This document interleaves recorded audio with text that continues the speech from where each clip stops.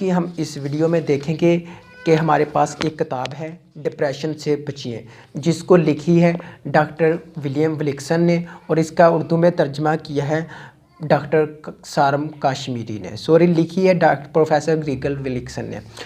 इस बुक के 14 चैप्टर हैं। हम आज की इस वीडियो में मुख्तसर इसकी समरी पेश करेंगे कि डिप्रेशन, अगर किसी बंदे को डिप्रेशन हो जाता है, जहनी परेशानी आ जाती है, जहनी परेशानी में वो मुबतला हो जाता है, तो वो जहनी परेशानी और उसे डिप्रेशन स्ट्रेस से कैसे निजात हासिल कर सकता है। इस पहले इसका चैप्टर है कि तनाव, जहनी तनाव पर काबू पाना। पहले हम इस बात पे बात कर लेते हैं कि जहनी तनाव होता क्या है, डिप्रेशन क्या है और स्ट्रेस। हमें कहते हैं ना कि ये मैं डिप्रेशन में हूँ, मैं डिप्रेस्ड हो गए, ये बात सुन के मैं स्ट्रेस में चला गया। कोई भी ऐसी बात, कोई भी ऐसा लम्हा, कोई भी ऐसा एहसास, कोई भी ऐसी फीलिंग जो हमें सोचने पे मजबूर कर दे और हमें परेशान कर दे और हमारी तबीयत पे वो नागवार महसूस हो, उस बात को, वो बात, वो लम्हा, वो चीज़ हमें डिप्रेशन की तरफ लेके जाती है। और जो चीज़ें डिप्रेशन की तरफ ले जाए वही स्ट्रेस, वही परेशानी का बायस बनती है। इस बुक में ऑलमोस्ट 14 चैप्टर हैं। इसमें से तकरीबन 3-4 चैप्टर में उन्होंने इंट्रोडक्शन करवाया है कि इस बुक डिप्रेशन है क्या। फिर 2-3 चैप्टर में उन्होंने बताया है कि डिप्रेशन से कैसे बचाया जा सकता है। और आखिर वाले 2-3 चैप्टर में उन्होंने मेडिकल ट्रीटमेंट, साइकोलॉजी के ज़रिए इसकी ट्रीटमेंट, और जो लोग अपने पास से कुछ इसकी ट्रीटमेंट शुरू कर देते हैं, जैसे स्मोकिंग शुरू कर देते हैं। लोग स्मोकिंग करते हैं और कहते हैं कि हमें इससे इत्मीनान होता है, तमानियत की फीलिंग आती है। जब हम सिगरेट पीते हैं तो हमारी बहुत सारी परेशानियां दूर हो जाती हैं। ऐसा कुछ भी नहीं है। इस बुक में डिप्रेशन से बचिए, इसकी मैंने डेफिनेशन डिप्रेशन की कर दी है। अब इससे डिप्रेशन, अगर बंदा एक परेशान हो गया है तो वो कैसे अपनी परेशानी को रिजॉल्व कर सकता है, सोल्यूशन क्या है उस परेशानी का। देखिए, इंसान की जो ज़िंदगी है इसमें खुशी, गम, सुकून के लम्हात भी आते हैं, तकलीफ़, मुसीबतें, मुश्किलात सभी को आती रहती हैं। लेकिन कभी भी ऐसा नहीं होता कि ज़िंदगी सारी स्ट्रेट हो जाए। हम सोचते हैं कि ज़िंदगी हमारी सिर्फ स्ट्रेट हो, खुशियाँ ही इस ज़िंदगी में रहें और तकलीफ़, परेशानी, मुसीबत किसी को भी नहीं है।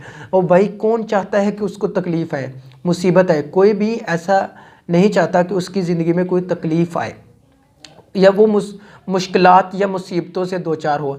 ऐसा कोई बंदा नहीं है। सब कहते हैं कि वो ज़िंदगी उनकी बहुत ज़्यादा स्ट्रेट हो और वो अपनी ज़िंदगी अपनी ख्वाहिशात नफ्स के मुताबिक गुजार सके। यानी कि हर इंसान की ये विश होती है कि उसकी ज़िंदगी, सारी ज़िंदगी खुशियों में गुजरे, लेकिन ऐसा पॉसिबल नहीं है। इंसान की ज़िंदगी, ups and down is necessary part of life.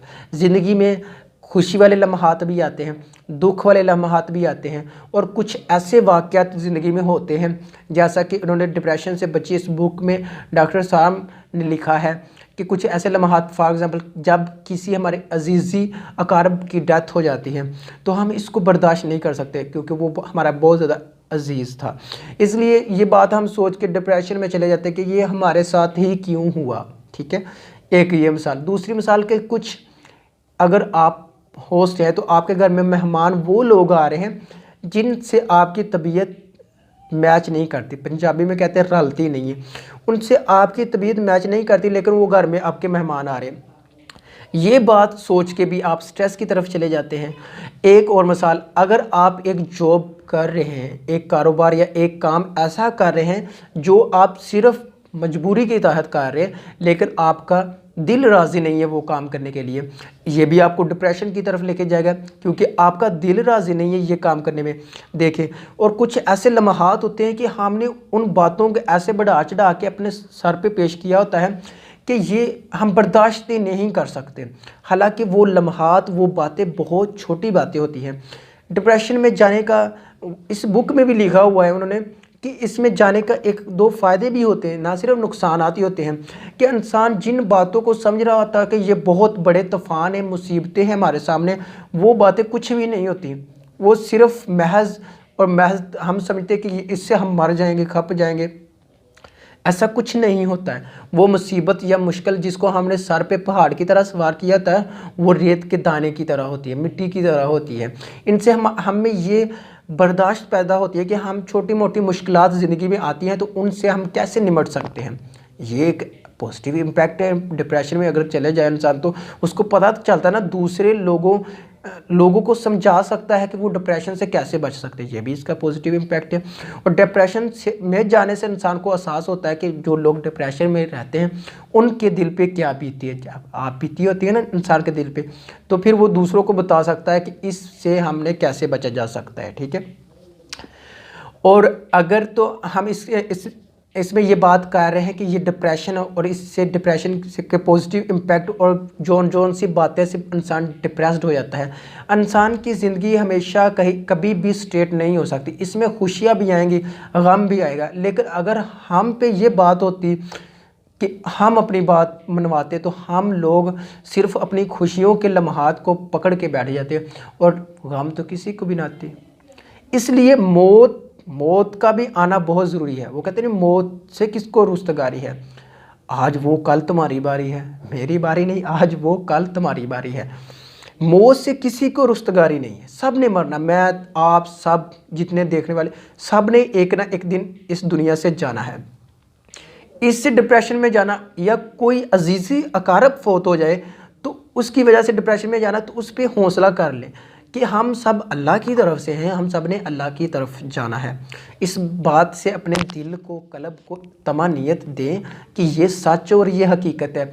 कोई भी इंसान मौत से बच नहीं सकता, सब ने एक न एक दिन मरना है।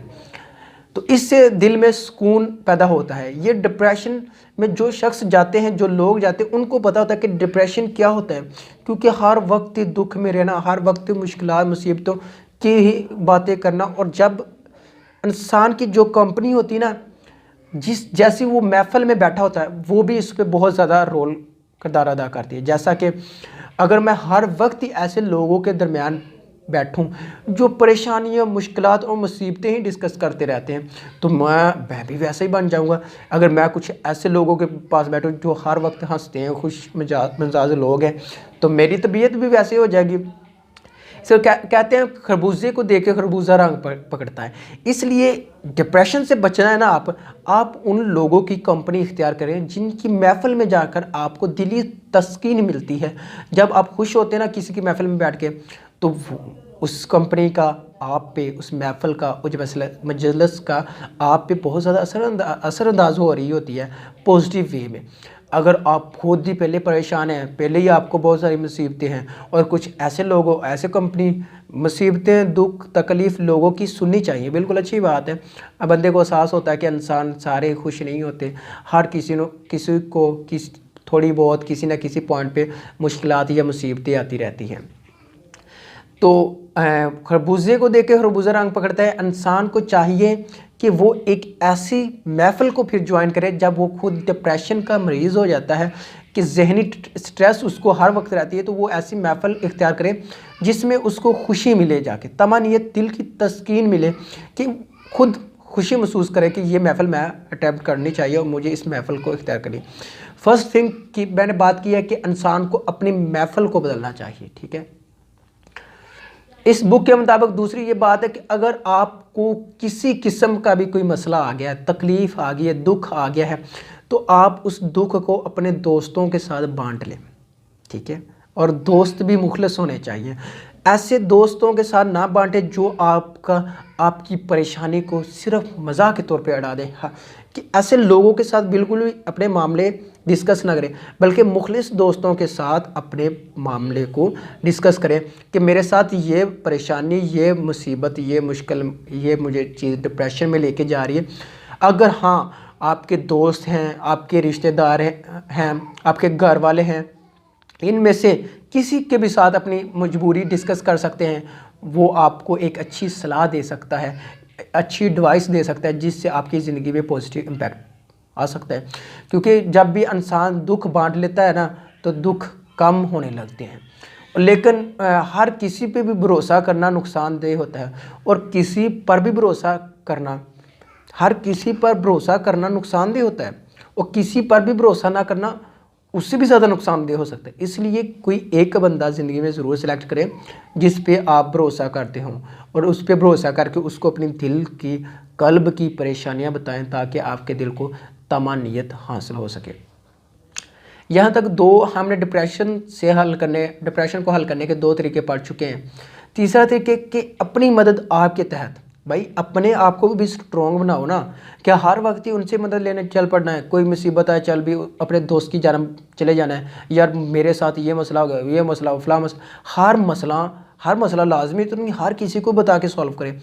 खुद में भी इतनी ताकत, हिम्मत, जरूरत पैदा कर ले कि आप उन मामलों को, छोटी छोटी बातों को खुद ही सॉल्व कर सके। ये कैसे फीलिंग पैदा होगी? अपने आप को ऐसा स्ट्रॉन्ग करें कि ज़िंदगी में जो कुछ भी हो जाए मैंने अल्हम्दुलिल्लाह ही कहना है कि या अल्लाह तेरा शुक्र है, कोई बात नहीं, इट्स ओके, फेल हो गया कोई बात नहीं, नेक्स्ट टाइम बी ब्रेव, इससे भी ज़्यादा अच्छी तैयारी करके आऊँगा। नंबर कम आ गए, कोई बात नहीं, इट्स ओके, नेक्स्ट टाइम इससे भी ज़्यादा अच्छी तैयारी करके आऊँगा। कोई भी परेशानी आई, इट्स ओके, अल्हम्दुलिल्लाह, नेक्स्ट हो सकता है अल्लाह पाक इससे भी ज़्यादा मुझे मुसीबत में डाल सकता था। इसलिए इंसान नाशुक्रा है, इंसान बहुत नाशुक्रा है। इसको जितना भी दिया चाहिए, इसकी तबीयत में लालच होता है। जैसे एज अ स्टूडेंट के मसाइल होते हैं, इनके 20 में से 20 नंबर, 19 नंबर, 18 नंबर, 17 नंबर आ जाएंगे, 17 आ जाएंगे, कहते हैं एक और होता तो बात बन जानी थी, 18 हो जाने थे। 18 आ जाते तो कहते 2 और आ जाते तो 20 हो जाने थे। 15 आ जाते तो कहते 16 बन जाते तो बात हो जानी थी। 14 नंबर आते तो कहते 16 हो जाते। ऐसे इंसान नाशुक्री कर रहा था ना। जितने भी आ जाएं अल्हम्दुलिल्लाह कहें। डिप्रेशन में जाने की क्या बात है, स्ट्रेस के लिए नहीं है। इसलिए ये अपनी मदद आपके तहत भी इंसान इसको सॉल्व कर सकता है, डिप्रेशन को।